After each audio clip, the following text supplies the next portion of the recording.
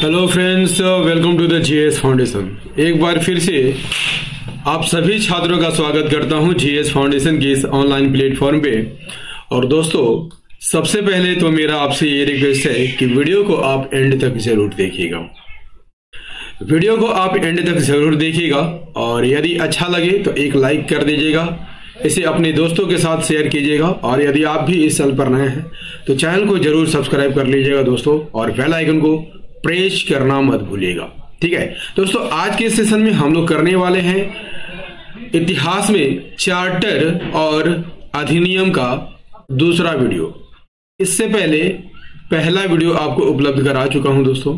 यदि आपने उन वीडियो को नहीं देखा है तो आप मेरे प्लेलिस्ट में जाकर देख सकते हैं दोस्तों। जेटेट 2025 में जो होने वाला है उसके लिए सिलेबस के अनुसार जो है मैं लगातार आपके लिए हिस्ट्री की क्लास ला रहा हूं। ठीक है, और सभी टॉपिक वाइज होते हैं, तो इसे आप रोज देखना मत भूलिएगा दिन में 12 बजे। ठीक है, मेरी वीडियो दिन में 12 बजे आती है, तो इसे रोज देखना मत भूलिएगा। ठीक है, तो यहां पर सेशन की शुरुआत कर लेते हैं दोस्तों। लेकिन सेशन में जाने से पहले एक बार आप सभी छात्रों से फिर से रिक्वेस्ट है कि फटाफट से इस सेशन को आप अपने दोस्तों के साथ, अपने रिश्तेदारों के साथ, जितने भी जेटेट एस्पिरेंट है उन सभी के साथ शेयर कर दीजिए। ठीक है, चलिए शुरुआत कर लेते हैं आज के सेशन की।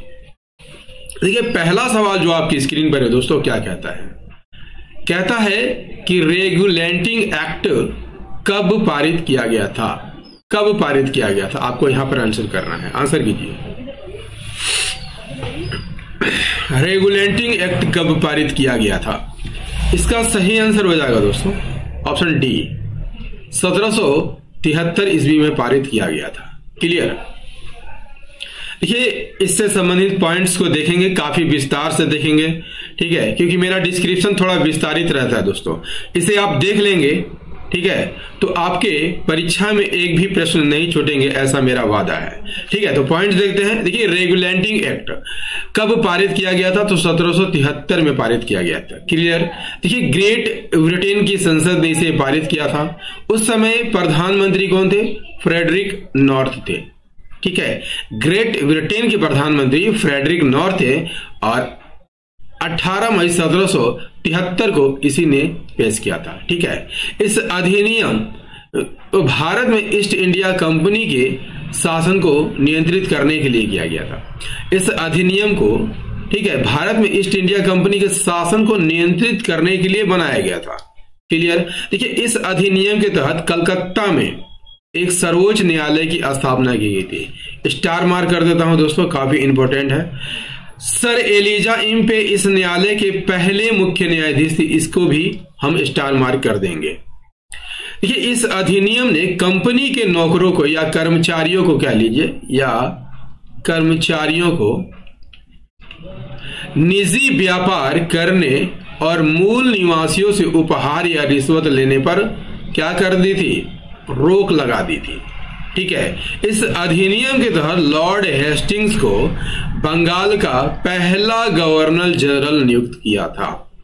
क्लियर है? यदि आपसे पूछ लिया जाए कि बंगाल का पहला गवर्नर कौन था, गवर्नर की बात हो रही है दोस्तों, गवर्नर जनरल की बात नहीं हो रही है। ठीक है, तो कौन था? रॉबर्ट क्लाइव था। ठीक है, कौन था? रॉबर्ट क्लाइव यहां बंगाल का पहला गवर्नर था। जबकि गवर्नर जनरल की बात कर लिया जाए तो पहला गवर्नर जनरल कौन था? वारेन हेस्टिंग्स था। क्लियर है? चलिए, अगला सवाल क्या कहता है? बंगाल का प्रथम गवर्नर कौन था? बता चुका हूं दोस्तों, बंगाल का प्रथम गवर्नर कौन था? इसका सही आंसर हो जाएगा रॉबर्ट क्लाइव था। कौन था? Robert Clive. ठीक है, देखिए, रॉबर्ट क्लाइव की बात कर लिया जाए तो बंगाल का पहला गवर्नर जनरल था और वो क्लर्क के तौर पर यहां भारत आया था। ठीक है, मद्रास के फोर्ट सेंट जॉर्ज में वह क्लर्क था। 1757 की बात कर लिया जाए तो वह पलासी का युद्ध लड़ता है। ठीक है, और बंगाल के नवाब सिराजुद्दौला को हराता है। क्लियर? आपको कमेंट करके बताना है दोस्तों, किसकी ठीक है, गद्दारी के कारण सिराजुद्दौला यहां पर युद्ध हारता है। ठीक है, कमेंट में जरूर बताइएगा। देखिए, रॉबर्ट क्लाइव की बात कर लिया जाए तो बक्सर की लड़ाई भी लड़ता है। कब लड़ता है? 1764 में। ठीक है, इसमें सेना के नेतृत्व किसने किया था? हेक्टर मुनरो ने किया था। हेक्टर मुनरो ने यहां पर सेना का नेतृत्व किया था। दूसरी तरफ कौन थे दोस्तों? बक्सर की लड़ाई में एक तरफ तो अंग्रेज थे, दूसरी तरफ कौन थे? तो बंगाल का नवाब, ठीक है, बंगाल का नवाब मीर कासिम था। बंगाल का नवाब मीर कासिम, ठीक है। अवध का नवाब सुजाउद्दौला, सुजाउद्दौला और कौन थे? मुगल बादशाह शाह आलम द्वितीय थे। मुगल बादशाह शाह आलम द्वितीय। ठीक है, क्लियर हो गया। चलिए बढ़ते हैं अगले सवाल की ओर। देखिए, बंगाल का अंतिम गवर्नर जनरल कौन था? बंगाल का अंतिम गवर्नर जनरल कौन था? ठीक है, तो बंगाल का प्रथम गवर्नर जनरल कौन था दोस्तों? वारेन हेस्टिंग्स था। वारेन हेस्टिंग्स था। ठीक है, बंगाल का पहला गवर्नर जनरल वारेन हेस्टिंग था, तो अंतिम गवर्नर जनरल भी वारेन हेस्टिंग्स ही था। ठीक है, option B is the correct answer. Clear? ये वारेन हेस्टिंग्स पहले गवर्नर जनरल थे। ठीक है, और वे ही अंतिम गवर्नर जनरल थे बंगाल के। ठीक है, रेगुलेटिंग एक्ट के तहत बंगाल के पहले गवर्नर जनरल बने थे। क्लियर?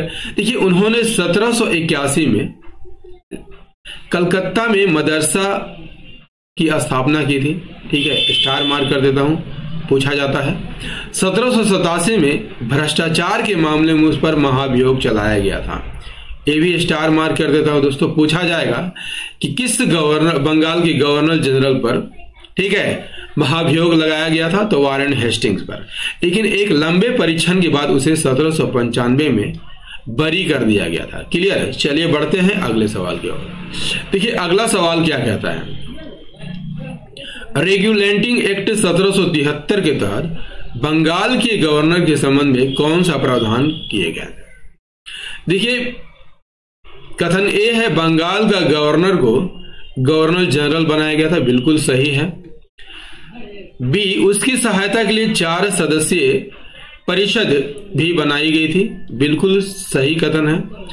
सी है बंबई और मद्रास के गवर्नर को बंगाल के गवर्नर जनरल के अधीन कर दिया था, यह भी कथन यहाँ पर सही है। तो ऑप्शन डी सही आंसर हो जाएगा, और फिर तो सभी कथन यहाँ पर सही है।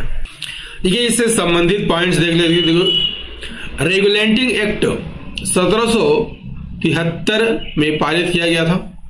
ठीक है, और इसके तहत बंगाल के गवर्नर के संबंध में कौन कौन से प्रावधान है ये देख लेते हैं। देखिए, बंगाल के गवर्नर वारेन हेस्टिंग्स को बंगाल का गवर्नर जनरल बना दिया गया। पहला पॉइंट जो ये है, स्टार मार्क कर लीजिए।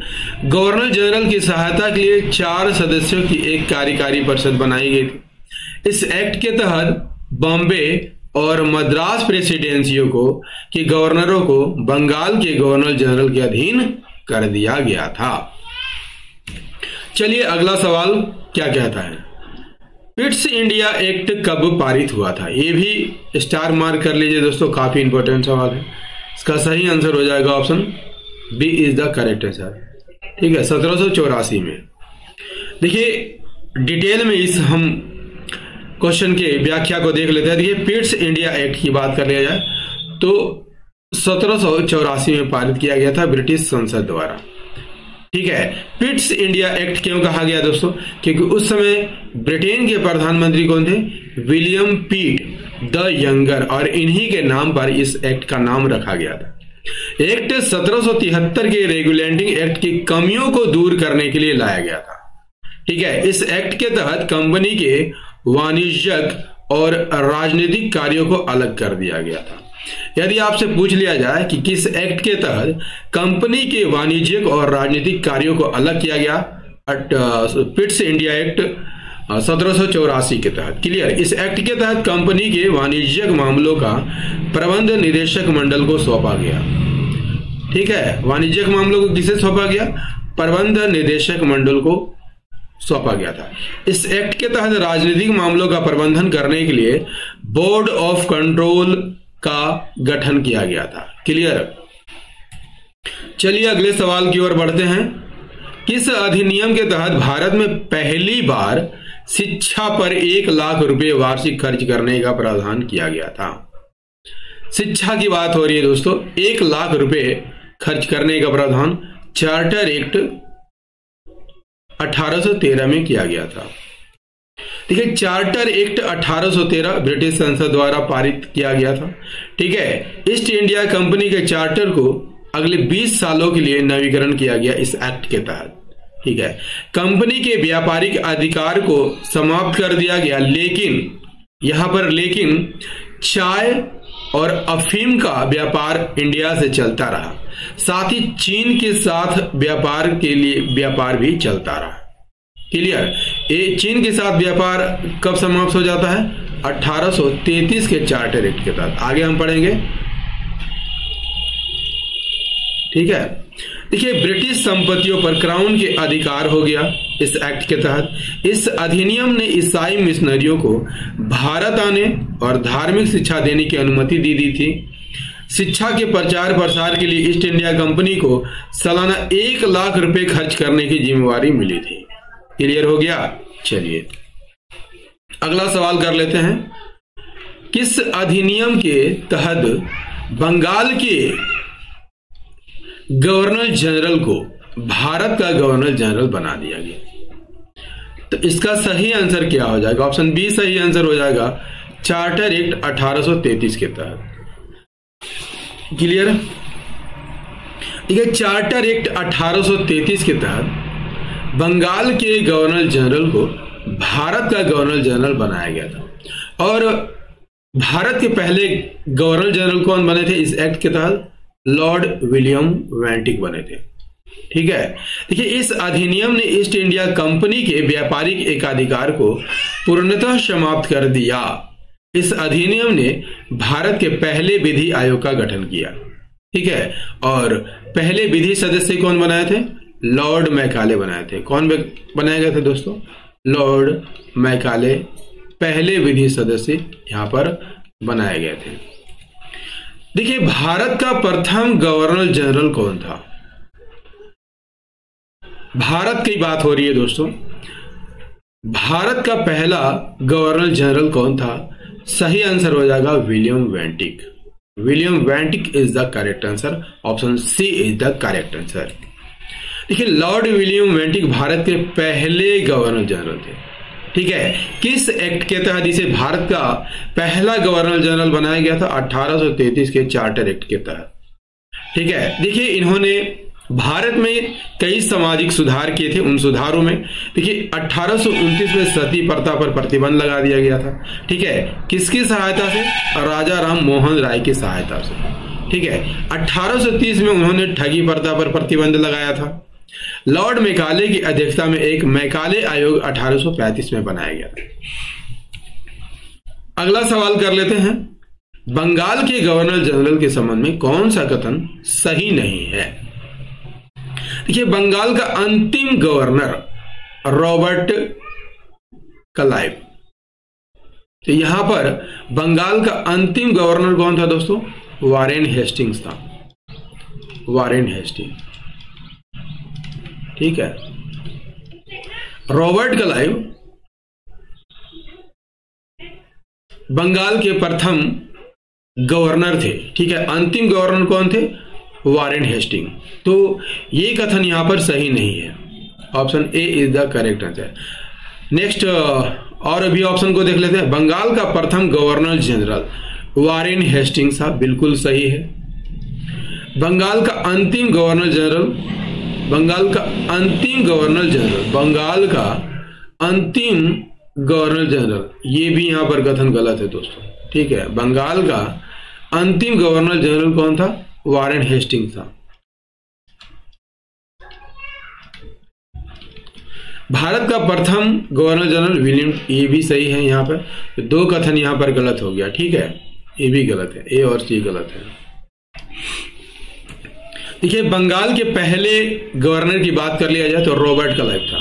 क्लियर, बंगाल के पहले गवर्नर कौन थे? रॉबर्ट क्लाइव थे। और बंगाल के अंतिम गवर्नर कौन थे? तो वारेन हेस्टिंग्स। और वारेन हेस्टिंग्स को ही याद रखिएगा, एक गवर्नर थे, ठीक है, लेकिन गवर्नर जनरल कब बना दिया गया था इसे? किस एक्ट के तहत? 1773 के रेगुलेटिंग एक्ट के तहत वारेन हेस्टिंग्स को गवर्नर से गवर्नर जनरल बना दिया गया। इस फैक्ट को आप याद करके रखिएगा। देखिए बंगाल का अंतिम गवर्नर जनरल कौन था? ठीक है, तो वारेन हेस्टिंग्स था। वारेन हेस्टिंग्स, ए और के, वारेन हेस्टिंग्स। भारत का प्रथम गवर्नर जनरल विलियम वेंटिक था। किस एक्ट के तहत बनाया गया था? 1833 के चार्टर एक्ट के द्वारा बनाया गया था। अगला सवाल कर लेते हैं, किस अधिनियम के तहत कंपनी का चीन के साथ व्यापार और चाय के व्यापार पर भी एकाधिकार समाप्त करके कंपनी का व्यापार संपूर्णतः समाप्त कर दिया गया था? ऑलरेडी बता चुका हूं दोस्तों, चार्टर एक्ट 1833 के तहत। 1833 के चार्टर अधिनियम में भारत में ईस्ट इंडिया कंपनी के व्यापारिक एकाधिकार को पूर्णतः समाप्त कर दिया गया था। ठीक है, चलिए नेक्स्ट है, भारत में दास प्रथा का अंत किस एक्ट के द्वारा किया गया था? किस एक्ट के द्वारा किया गया था? Charter act 1813, regulating act 1773, charter act 1833, Pitt's India act 1784। इसका सही आंसर हो जाएगा ऑप्शन सी, चार्टर एक्ट 1833 के तहत। ठीक है, दास प्रथा का अंत कर दिया गया था। देखिए भारत में दास प्रथा खत्म करने के लिए 2 एक्ट काफी जिम्मेवार है। एक तो 1833 का चार्टर एक्ट और दूसरा भारतीय दासता अधिनियम 1833। ये दोनों कानूनों को अलग अलग समय में लागू किया गया था दास प्रथा खत्म करने के लिए। भारतीय दासता अधिनियम 1843 ने पूरे भारत में दासों को अवैध घोषित कर दिया था। क्लियर है, इस अधिनियम के तहत दास के रूप में किसी भी व्यक्ति की बिक्री पर रोक लगा दी गई थी। क्लियर, चलिए बढ़ते हैं अगले सवाल की ओर। देखिए भारत में दास प्रथा का अंत कब और किसने किया था? सही आंसर हो जाएगा लॉर्ड एलन ब्रो ने। ठीक है, कब? 1843 में। Option C is the correct answer. देखिए भारत में दास प्रथा खत्म करने का काम किसका था? लॉर्ड एलन ब्रो का था। इसका कार्यकाल 1842 से 1844 के बीच था। उन्होंने भारतीय दासता अधिनियम 1843 को लागू किया था। इस अधिनियम के तहत दासता को आर्थिक गुटों से जोड़ दिया गया था। ठीक है, नेक्स्ट है, निम्नलिखित में किस अधिनियम द्वारा भारत में विधि आयोग की स्थापना हुई थी? तो विधि आयोग की स्थापना चार्टर एक्ट 1833 के तहत हुई थी। भारत में विधि आयोग की स्थापना चार्टर एक्ट 1833 के तहत हुई थी। इस अधिनियम को सेंट हेलेना अधिनियम 1833 के नाम से भी जाना जाता है। इस अधिनियम के तहत जो है साल 1834 में लॉर्ड मैकाले की अध्यक्षता में पहला विधि आयोग बनाया गया था। नेक्स्ट है, ब्रिटिश भारत में प्रथम विधि सदस्य बनने वाले प्रथम व्यक्ति कौन थे? तो बता चुका हूं अभी रॉबर्ट मैकाले थे। देखिए ब्रिटिश भारत में पहले विधि सदस्य कौन थे? मैकाले थे। क्लियर, कि 1833 के चार्टर एक्ट के बाद वे गवर्नर जनरल के काउंसिल के विधि सदस्य बनाए गए थे। ठीक है, उन्होंने भारत को अंग्रेजी सिखाने और अंग्रेजी शिक्षा की वकालत की थी। 1835 में उन्होंने शिक्षा नीति लाई थी, जिसे भारतीय शिक्षा पर मिनट्स के नाम से जाना जाता है। अगला सवाल नेक्स्ट है, चार्टर एक्ट 1833 के संबंध में निम्नलिखित में से कौन सा प्रावधान सही है? बंगाल के गवर्नर जनरल को भारत का गवर्नर जनरल बना दिया गया था। बिल्कुल सही, वेंटिक जो है पहले गवर्नर जनरल बनाए गए थे। दास प्रथा का अंत कर दिया गया था। बिल्कुल सही है, 1843 में दास प्रथा का अंत कर दिया गया था। कंपनी का व्यापार पर एकाधिकार संपूर्णतः समाप्त कर दिया गया था। बिल्कुल सही कथन है दोस्तों, उपयुक्त सभी यहां पर सही है। देखिए बंगाल के गवर्नर जनरल को भारत का गवर्नर जनरल 1833 के चार्टर एक्ट के द्वारा बनाया गया था। ठीक है। दास प्रथा का अंत कब कर दिया गया? 1843 में। 1843 में लॉर्ड एलनबरो के कार्यकाल में, लॉर्ड एलनबरो, ठीक है, एलनबरो के कार्यकाल में, ठीक है। और कंपनी का व्यापार पर एकाधिकार पूर्णतः समाप्त कर दिया गया था। क्लियर दोस्तों? चार्टर और अधिनियम का ये मेरा दूसरा वीडियो आपको कैसा लगा कमेंट करके जरूर बताइएगा। दोस्तों मैं आपके लिए लगातार जो है JTET के सिलेबस पर आधारित हिस्ट्री की क्लास डेली 12 बजे लाता हूं, तो आप इसे रोज देखना मत भूलिएगा। मिलते हैं अगले सेशन में चार्टर और अधिनियम के तीसरे वीडियो में। तब तक के लिए जय हिंद, धन्यवाद।